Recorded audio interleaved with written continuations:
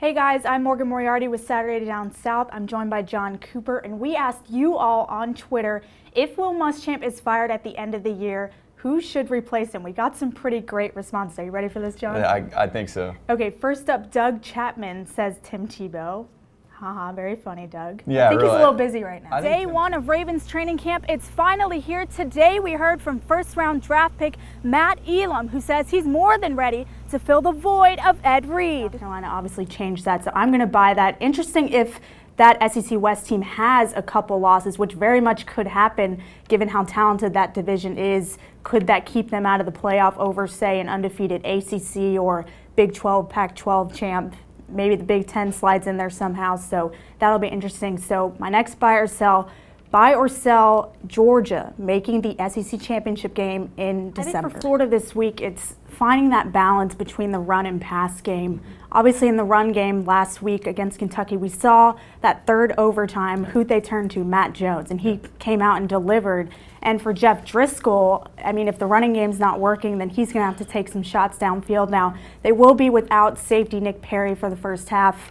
Some good news for Florida there, but I think that the best success that Driscoll's going to have is running the football. The last two SEC teams to beat Alabama, Auburn and Texas A&M in 2012, obviously with Johnny Manziel and Nick Marshall, they combined for 191 yards on the ground. So is this the game that we see Jeff Driscoll finally make plays with his feet? Well, it certainly would help. I mean, that Bulldog defense definitely improved under Jeremy Pruitt this season. Absolutely. So on the offensive side of things for Georgia, Hudson Mason's number is pretty average because he doesn't obviously have to do much with Todd Gurley and some of the running backs that they have. But is this the game that we're having to see Hudson Mason make those plays? And if not, when the time comes, do you trust him to be able to do that? Morgan Moriarty from Ben Hill Griffin Stadium. The Gators have a big test this Saturday as they face Georgia in Jacksonville. We heard from a few players today who say they have full confidence in Florida's ability to make it to Atlanta for an SEC championship in December.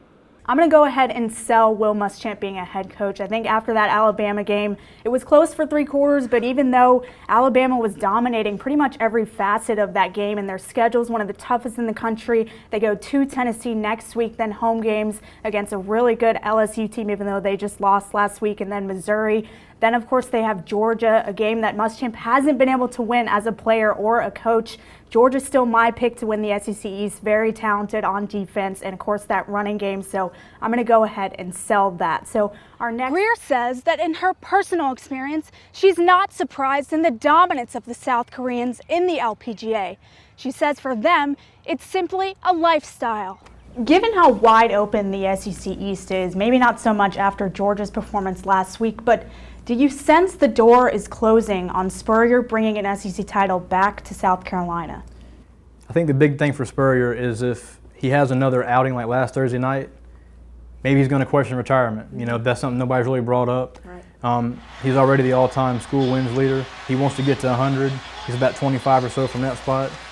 If he has another just a poor showing in a showdown game like A&M, that's going to really make him ponder, what's my next move. So with the college football playoff, the format, after Championship Saturday, they'll have basically a month or so, a little more than that, to prepare for that semifinal game. And then after that semifinal, it'll be 11 days. Talk about the prep time. I mean, do you like that amount of time in between those two? As a player, I think you watch a little bit too much tape. You watch so much tape on the defense, and you expect they're going to do something, and then all of a sudden.